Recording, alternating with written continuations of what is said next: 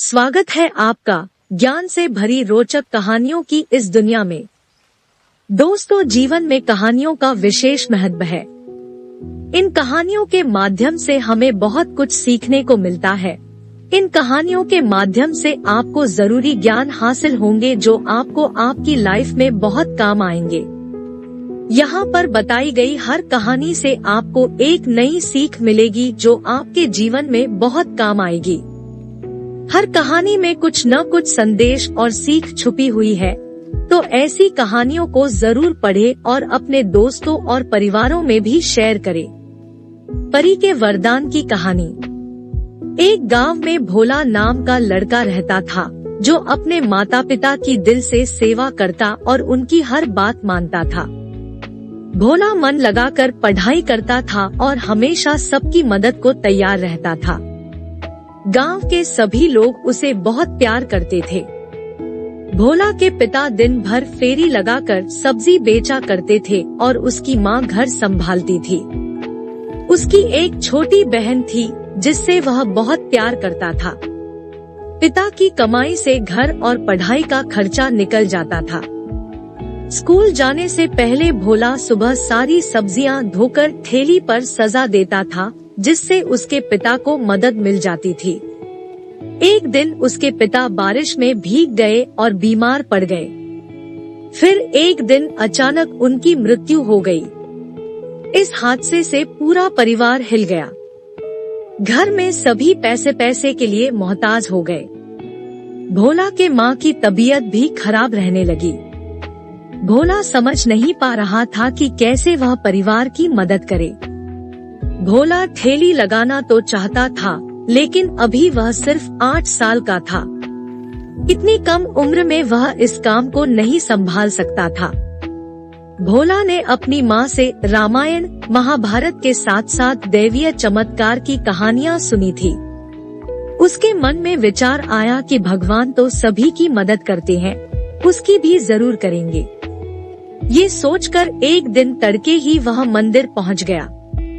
उसने वहां जाकर हाथ जोड़ा और बोला, भगवान मैं छोटा बालक हूँ, पूजा करना नहीं आता, लेकिन तुमसे विनती करता हूँ कि रास्ता दिखाओ। इस तरह भोला स्कूल जाने के क्रम में नियम से रोज मंदिर जाता और भगवान से विनती करता। इस तरह करते करते उसे कई महीने गुजर गए। इस दौरान न तो भगवान ने दर्शन दिए और न ही परेशानी दूर हुई। कभी कभी भोला निराश हो जाता कि उसे पूजा करना नहीं आता, इसलिए भगवान दर्शन नहीं दे रहे, वरना वह तो सबकी मदद करते हैं। फिर भी उसने मंदिर जाना और पूजा करना नहीं छोड़ा। आखिरकार एक दिन देवी माँ को उस नन्हे भक्त पर दया आ गई।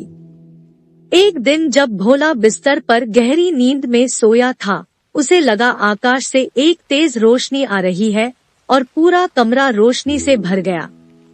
कुछ देर बाद उस रोशनी से हाथ में छड़ी लिए नन्ही परी निकली, जो बिल्कुल वैसी ही थी जैसा उसने किताबों में पढ़ा था। भोला को यकीन नहीं हो रहा था।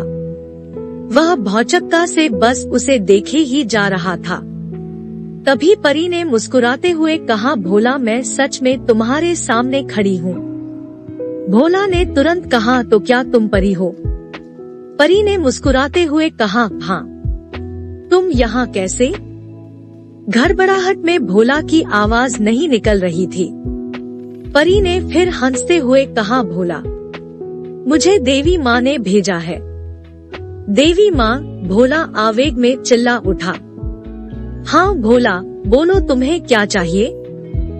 भोला खुशी से चिल्लाते हुए बोला, अगर तुम्हें सचमुच देवी माँ ने भेजा है तो मेरी माँ को ठीक कर दो। परी बोली, ठीक है भोला, कल तक तुम्हारी माँ ठीक हो जाएगी, लेकिन मैं तो तुम्हें वरदान देने आई थी, तुमने अपने लिए कुछ मांगा ही नहीं। भोला बोला, मेरी माँ ठीक होगी तो पूरे परिवार की देखभाल कर लेगी। बच्चों पर पहला अधिकार माँ का होता है, इसलिए मैंने माँ के लिए मांगा। परी खुश होकर बोली, भोला तुम बहुत अच्छे हो, तुम मुझसे एक और वरदान मांग सकते हो। इस पर भोला बोला, परी मुझे ऐसा वरदान दो कि मैं बड़ा होकर अच्छे रास्ते पर चल सकूं। परी ने खुश होते हुए भोला को एक अंगूठी दी और बोली, इसे पहनकर जो मांगोगे वो मुराद पूरी होगी, लेकिन जिस दिन गलत काम के लिए इस अंगूठी का इस्तेमाल करोगे तो इसकी शक्ति खत्म हो जाएगी। एक बात और, इस अंगूठी का जिक्र किसी से न करना, वरना गायब हो जाएगी। ऐसा कहकर परी वहाँ से चली गई। सुबह उठकर जब भोला ने देखा तो अंगूठी उसकी उंगली में मौजूद थी। उसने देखा कि माँ पूरी तरह से ठीक हो चुकी है और घर के काम कर रही है। वह अपनी माँ को सारी बात बताना चाहता था, लेकिन फिर परी की बात याद आ गई और वह चुप हो गया। मेहनत के बल पर अब उसका परिवार सुख से रहने लगा। कहानी से सीख, इंसान को लालच कभी नहीं करना चाहिए। कर्म पर विश्वास करने वाले लोगों के लिए कुछ भी असंभव नहीं होता।